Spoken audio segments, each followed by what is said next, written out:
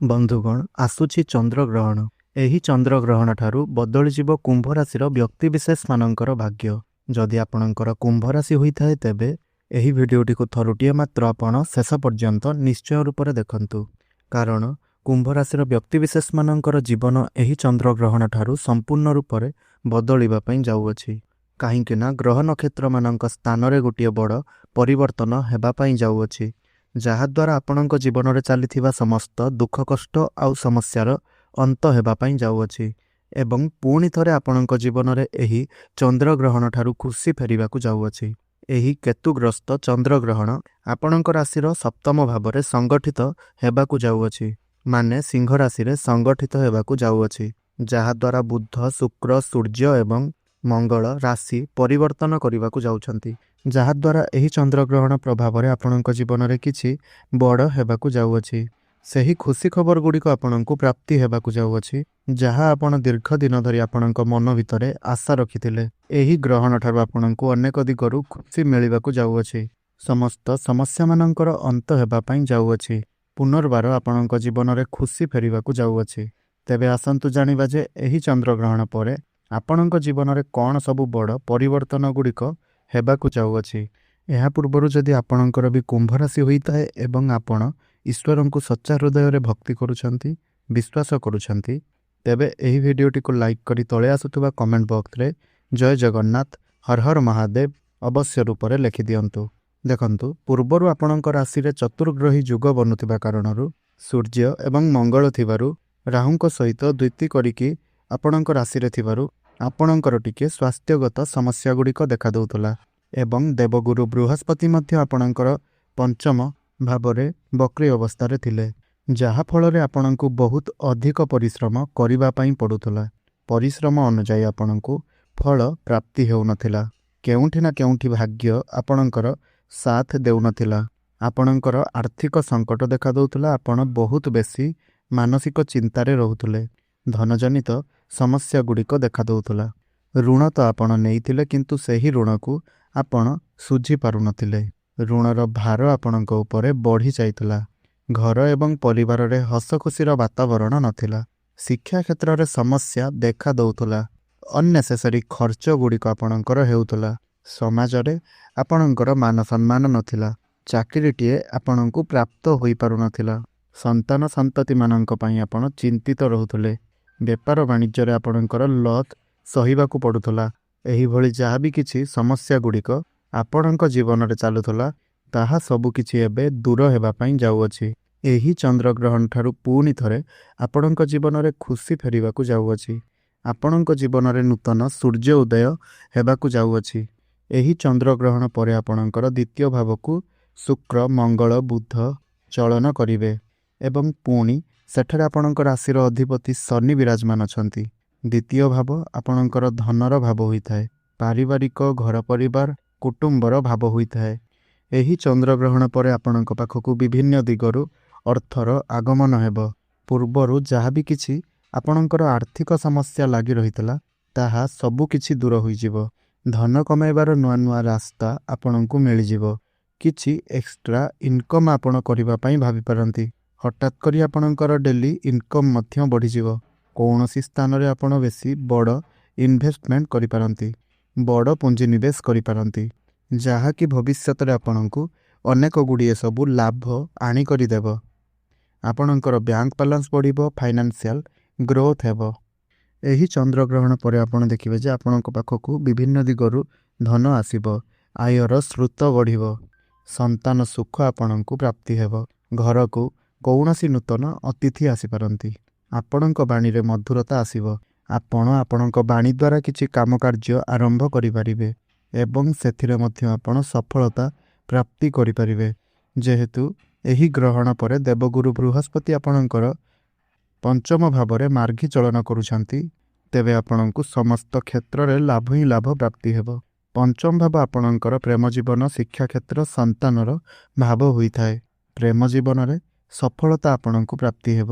ଗୁରୁ ବକ୍ରି ଥିବା କାରଣରୁ ଆପଣଙ୍କ ପ୍ରେମ ଜୀବନରେ ସମସ୍ୟା ଦେଖାଯାଉଥିଲା, କିନ୍ତୁ ଏହି ଗ୍ରହଣ ପରେ ଆପଣଙ୍କ ପ୍ରେମ ଜୀବନରେ ଯାହା ବି କିଛି ସମସ୍ୟା ଲାଗି ରହିଥିଲା, ତାହା ସବୁ କିଛି ଦୂର ହୋଇଯିବ। ଯେଉଁମାନଙ୍କର କଥାବାର୍ତ୍ତା ବନ୍ଦ ହୋଇଯାଇଥିଲା, ବ୍ରେକଅପ୍ ଆଦି ହୋଇଯାଇଥିଲା, ସେମାନଙ୍କର ପୁଣି ଥରେ କଥାବାର୍ତ୍ତା ଆରମ୍ଭ ହୋଇପାରେ, ପ୍ୟାଚଅପ୍ ମଧ୍ୟ ହୋଇପାରେ। ଆପଣଙ୍କ ଜୀବନରେ କେହି ନୂତନ ପାର୍ଟନର ମଧ୍ୟ ଆସିପାରନ୍ତି। ପ୍ରେମ ଜୀବନକୁ ମଧ୍ୟ ଆପଣ ଆଗକୁ ନେବାକୁ ଚେଷ୍ଟା କରିବେ। ଆପଣଙ୍କ ଭଲ ପାଇବା ବିବାହର ରୂପ ମଧ୍ୟ ନେଇପାରେ। ଭ୍ରମଣର ସୁଖ ଆପଣଙ୍କୁ ପ୍ରାପ୍ତି ହେବ।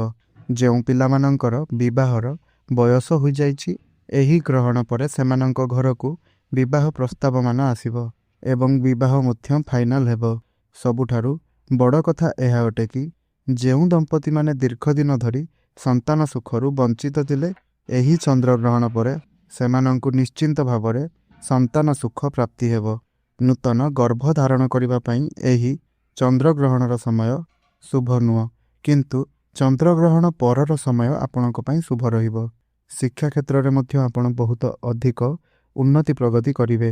ଉଚ୍ଚ ଶିକ୍ଷା କରିବା ପାଇଁ ଆପଣ ବାହାରକୁ ଯାଇପାରନ୍ତି।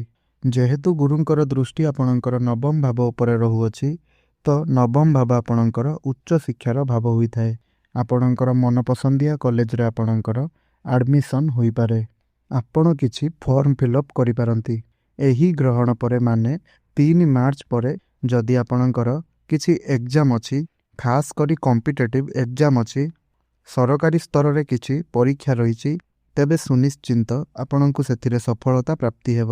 ଯଦି ଆପଣ କିଛି କମ୍ପିଟିସନରେ ଭାଗ ନେଉଛନ୍ତି, ଯଦି ଆପଣ କିଛି କ୍ରୀଡ଼ା କ୍ଷେତ୍ରରେ ଭାଗ ନେଉଛନ୍ତି, ତେବେ ଆପଣଙ୍କୁ ସେଥିରେ ନିଶ୍ଚିନ୍ତ ଭାବରେ ଶୁଭ ଫଳର ପ୍ରାପ୍ତି ହେବ। ଆପଣଙ୍କର ମନ ବର୍ତ୍ତମାନ ପାଠପଢ଼ାରେ ଲାଗିବ। ପାଠପଢ଼ାରେ କିଛି ବଡ଼ ଆପଣ କରିବାକୁ ଚେଷ୍ଟା କରିବେ। ଗୁରୁ ଏଠାରେ ବସି ଆପଣଙ୍କର ଭାଗ୍ୟ ଭାବ, ଆପଣଙ୍କର ଏକାଦଶ ଭାବ ଏବଂ ଆପଣଙ୍କର ଲଗ୍ନ ଭାବକୁ ଦୃଷ୍ଟି ଦେଉଛନ୍ତି। ତ ଆପଣଙ୍କର ଭାଗ୍ୟ ମଜବୁତ ହେବା ପାଇଁ ଲାଗିବ। ଭାଗ୍ୟ ବଳରେ ଯେଉଁ କାମରେ ଆପଣ ହାତ ଦେବେ, ସେଥିରେ ଆପଣଙ୍କୁ ସଫଳତା ପ୍ରାପ୍ତି ହେବ। ଆପଣ କିଛି ନୂତନ କାର୍ଯ୍ୟ ବା ବଡ଼ କାର୍ଯ୍ୟର ଆରମ୍ଭ କରିପାରନ୍ତି। ଗୃହରେ କିଛି ଶୁଭ ଏବଂ ମାଙ୍ଗଳିକ କାର୍ଯ୍ୟର ଆୟୋଜନ ହୋଇପାରେ। ଆପଣ କିଛି ଜମି, ଭୂମି, ପ୍ରପର୍ଟି, ନୂତନ ଯାନବାହନ କ୍ରୟ କରିପାରନ୍ତି। ଏହି ସମୟରେ ଆପଣଙ୍କର ମନ ଆଧ୍ୟାତ୍ମିକତା ଆଡ଼କୁ ଗତି କରିବ। ଆପଣ କୌଣସି ଧାର୍ମିକ ସ୍ଥାନକୁ ବା ଦୂର ସ୍ଥାନକୁ ଯାତ୍ରା କରିପାରନ୍ତି। ବିଦେଶ ଯିବାର ସୁଖ ଆପଣଙ୍କୁ ପ୍ରାପ୍ତି ହେବ। ପୈତୃକ ସମ୍ପତ୍ତିରୁ ଆପଣଙ୍କୁ ଲାଭ ପ୍ରାପ୍ତି ହେବ। ପିତାଙ୍କର ସାହାଯ୍ୟ ଏବଂ ସହଯୋଗ ମଧ୍ୟ ଆପଣଙ୍କୁ ପ୍ରାପ୍ତି ହେବ। ଯେହେତୁ ଆପଣଙ୍କର କର୍ମ ଭାବର ଅଧିପତି ମଙ୍ଗଳ ଆପଣଙ୍କର ଦ୍ୱିତୀୟ ଭାବରେ ଗୋଚର କରିବେ, ତେବେ କର୍ମକ୍ଷେତ୍ରରେ ଆପଣଙ୍କୁ ଲାଭ ସୁନିଶ୍ଚିନ୍ତ ରୂପରେ ହେବ। ଆପଣଙ୍କ ପାଖକୁ ନୂଆ ନୂଆ କାମଗୁଡ଼ିକ ଆସିବ। ଆପଣଙ୍କର ଦାୟିତ୍ୱ ବଢ଼ିବ। ପ୍ରମୋସନର ଯୁଗ ବନିବ। ଯେହେତୁ ବୃହସ୍ପତିଙ୍କର ଦୃଷ୍ଟି ଆପଣଙ୍କର ଲାଭ ଭାବ ଉପରେ ରହୁଅଛି, ତେବେ ପ୍ରମୋସନ ତ ଆପଣଙ୍କର ନିଶ୍ଚିନ୍ତ ରୂପରେ ବନିବ। ଯେଉଁ ବ୍ୟକ୍ତିବିଶେଷମାନେ ଦୀର୍ଘ ଦିନ ଧରି ଚାକିରିର ଅପେକ୍ଷା କରି ରହିଥିଲେ, ଯେଉଁମାନେ ବେରୋଜଗାର ଥିଲେ, ସେମାନଙ୍କୁ ନୂତନ କର୍ମ ପ୍ରାପ୍ତି ହେବ। ନୂତନ ଚାକିରି ମଧ୍ୟ ପ୍ରାପ୍ତି ହେବ। କର୍ମକ୍ଷେତ୍ରରେ ଆପଣଙ୍କର ଟ୍ରାନ୍ସଫର ହୋଇପାରେ। କୌଣସି MNC କମ୍ପାନୀରୁ ଜବ୍ ଅଫର୍ ମଧ୍ୟ ଆପଣଙ୍କ ପାଖକୁ ଆସିପାରେ। କର୍ମକ୍ଷେତ୍ରରେ ଆପଣଙ୍କୁ ସମ୍ମାନିତ କରାଯାଇପାରେ।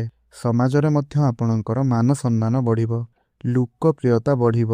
ଗୁରୁଙ୍କର ଦୃଷ୍ଟି ଏକାଦଶ ଭାବ ଉପରେ ରହୁଥିବା କାରଣରୁ ଦୀର୍ଘ ଦିନ ଧରି ଆପଣଙ୍କ ମନରେ ଯେଉଁ ଇଚ୍ଛା ଏବଂ ଅଭିଳାଷା ଥିଲା, ମନସ୍କାମନା ଥିଲା, ତାହା ଏହି ଗ୍ରହଣ ପରେ ପୂରଣ ହେବାକୁ ଯାଉଅଛି। ଯେଉଁ ବ୍ୟକ୍ତିବିଶେଷମାନେ ସେୟାର ମାର୍କେଟ, ଷ୍ଟକ୍ ମାର୍କେଟ, ଟ୍ରେଡିଂରେ କାମ କରୁଛନ୍ତି, ସେମାନଙ୍କୁ ଆକସ୍ମିକ ଲାଭ ପ୍ରାପ୍ତି ହେବ। ବଡ଼ ଭାଇ ଭଉଣୀମାନଙ୍କ ସହିତ ସମ୍ପର୍କ ମଜବୁତ ବନିବ। ଆକସ୍ମିକ ଧନ ଲାଭ ହେବାର ସମ୍ଭାବନା ବନିବ। ଯେଉଁ ବ୍ୟକ୍ତିବିଶେଷମାନେ ଋଣ କରଜର ମାୟାଜାଲରେ ଫସି ରହିଥିଲେ, ସେମାନଙ୍କୁ ସମସ୍ତ ଋଣ କରଜରୁ ମୁକ୍ତି ମିଳିବ। ସମସ୍ତ ଶତ୍ରୁମାନଙ୍କ ଠାରୁ ମଧ୍ୟ ମୁକ୍ତି ମିଳିବ।